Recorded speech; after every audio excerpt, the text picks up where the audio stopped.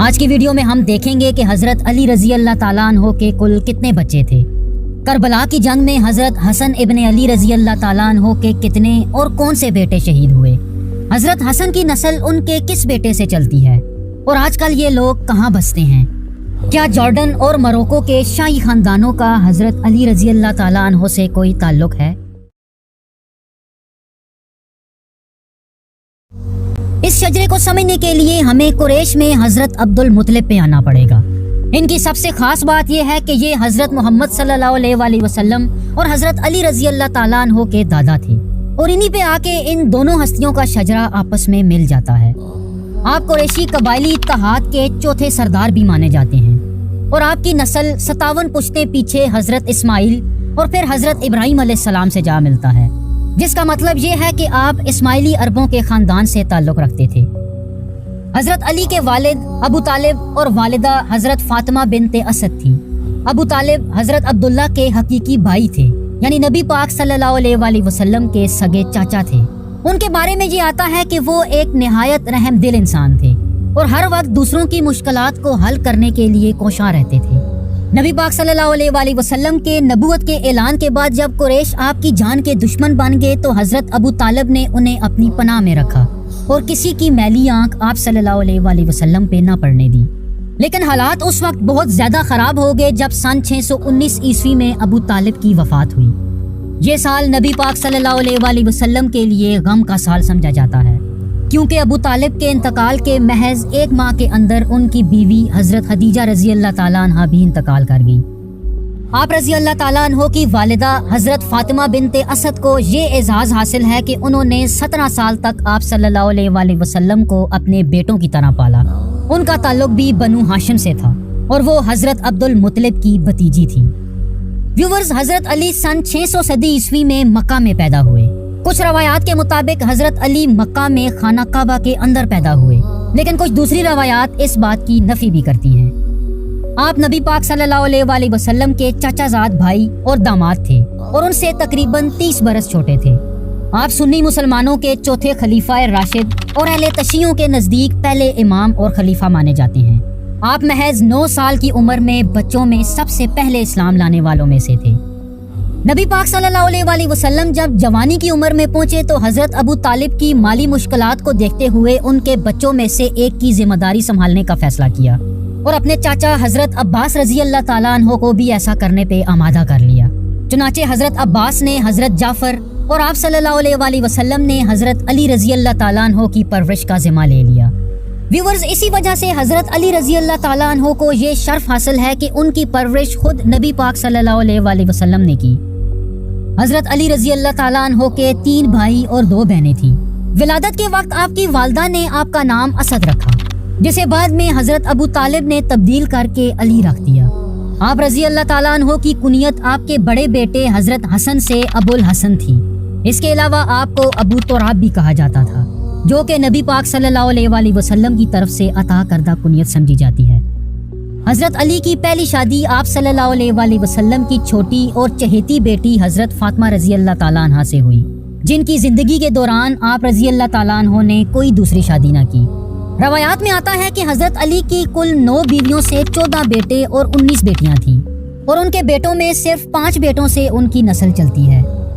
حضرت فاطمہ سے حضرت علی کے 3 بیٹے حضرت حسن، حضرت حسین اور حضرت محسن کے علاوہ 2 بیٹیاں حضرت زینب اور ام کلثوم تھیں، اور ویورز، حضرت محسن کا انتقال بچپن میں ہی ہو گیا تھا، تو یوں حضرت علی اور حضرت فاطمہ کے 2 بیٹے ہی زندہ رہے۔ حضرت حسن اور حضرت حسین کی اولاد کو شریف یا سید کہا جاتا ہے، جو کہ آج بھی دنیا کے مختلف حصوں میں بستے ہیں۔ ویورز، جہاں تک حضرت حسن رضی اللہ تعالیٰ عنہ کی بات ہے تو وہ حضرت علی اور حضرت فاطمہ کے بڑے بیٹے تھے، اور اسلام کے شروعاتی دور کی انتہائی اہم شخصیت سمجھے جاتے ہیں۔ آپ سن 625 عیسوی یعنی ہجرت کے 3 سال مدینہ میں پیدا ہوئے۔ حضرت علی نے آپ کا نام حرب رکھا تھا، جسے بعد میں نبی پاک صلی اللہ علیہ وآلہ وسلم نے تبدیل کر کے حسن رکھا۔ آپ سنی مکتب فکر کے 5ویں خلیفہ جبکہ اہل تشیعوں کے دوسرے امام مانے جاتے ہیں۔ مبالہ کے موقع پہ جب نجران کے عیسائیوں کے خلاف نبی پاک صلی اللہ علیہ وآلہ وسلم اپنے اہل بیت یا خاندان کو لے کے نکلے تو حضرت حسن بھی ان میں شامل تھے۔ ان کے علاوہ آپ صلی اللہ علیہ وآلہ وسلم کے ساتھ حضرت علی، हजरत फातिमा और हजरत हुसैन भी शामिल थे। अपने वालिद और चौथे खलीफा हजरत अली रजी अल्लाह ताला अन्हो की शहादत के बाद उन्हें मुसलमानों ने 5वां खलीफा मुंतखब कर लिया, जो तकरीबन 6 माह तक मुसलमानों के खलीफा रहे। चूँकि मुसलमान उस वक्त एक खाना जंगी या पहले फितने में मुब्तला थे। अमीर शाम हजरत माविया रजी अल्लाह ताला अन्हो और चौथे खलीफा हजरत अली रजी अल्लाह ताला अन्हो में कई जंगें भी हो चुकी थी। तो इस खाना जंगी के खात्मे के लिए सन 661 में हजरत हसन ने हजरत माविया के साथ एक मुआहदा किया, जिसके नतीजे में मुसलमानों के पहले फितने का खात्मा हुआ। आपने हुकूमत हजरत माविया रजी अल्लाह ताला अन्हो के सुपुर्द कर दी और सन 670 ईस्वी में अपने इंतकाल तक वो मदीना में रहे। उनके इंतकाल के वक्त उनकी उम्र महज 45 साल थी और मुअर्रिख ये लिखते हैं कि उन्हें उनकी बीवियों में से एक या उनके किसी गुलाम ने जहर दिया था। व्यूअर्स, जहाँ तक हजरत हसन रजी अल्लाह ताला अन्हो की औलाद की बात है तो मुख्तलिफ कुतुब में उनकी औलाद की मुख्तलिफ तादाद आती है। चुनाचे इस बारे में कुछ हतमी तौर पे कहा नहीं जा सकता कि उनके कुल कितने बच्चे थे।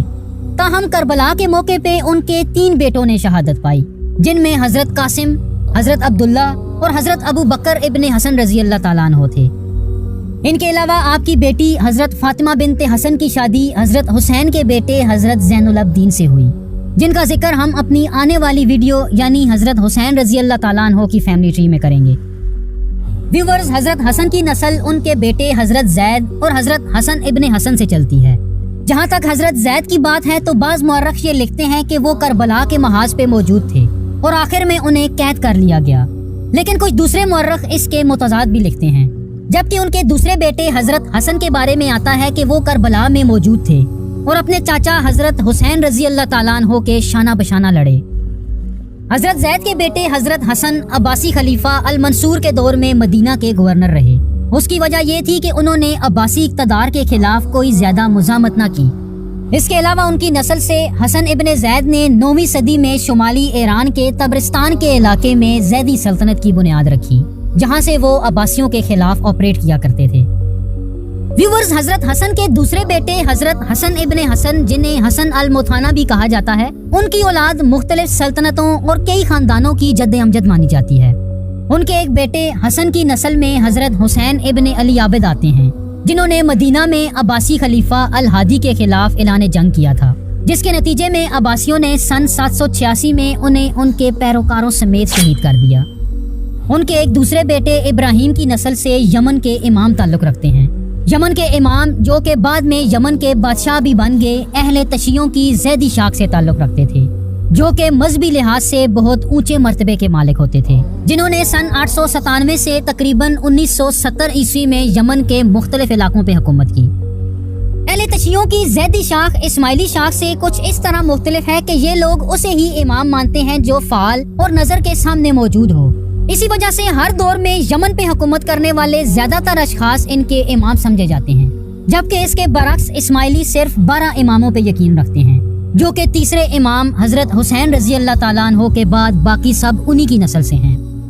हजरत हसन अल मुथाना के सबसे बड़े बेटे अब्दुल्ला अल कामिल के कई बेटे थे, जिनमें हजरत मूसा की औलाद अफ्रीका में घाना से लेके अरब के मक्का के इलाकों तक फैली हुई है। इसके अलावा हजरत इदरीस की नस्ल से उर्दन का मौजूदा शाही खानदान ताल्लुक रखता है, जबकि मराकश के मौजूदा हुक्मरान खानदान का ताल्लुक उनके एक और बेटे मोहम्मद अल नफ्स से है। उनके बेटे सुलेमान मगरब की सुलेमानी रियासतों के जद माने जाते हैं, जबकि उनके एक और बेटे जाफर की नस्ल से मौजूदा ट्यूनिस के कई खानदान ताल्लुक रखते हैं। व्यूअर्स, इन तमाम खानदानों का ताल्लुक हजरत हसन रजी अल्लाह ताला अन्हो से जा मिलता है, जो कि मौजूदा दौर में पूरी दुनिया के मुख्तलिफ हिस्सों में पाए जाते हैं। व्यूअर्स, उम्मीद है आपको ये वीडियो पसंद आएगी। अपनी अगली वीडियो में हम हजरत हुसैन रजी अल्लाह ताला अन्हो की फैमिली ट्री की बात करेंगे। हमें सपोर्ट करने के लिए चैनल सब्सक्राइब जरूर कीजिए और कमेंट में अपनी राय जरूर दीजिएगा। Thank you so much. Allah Hafiz.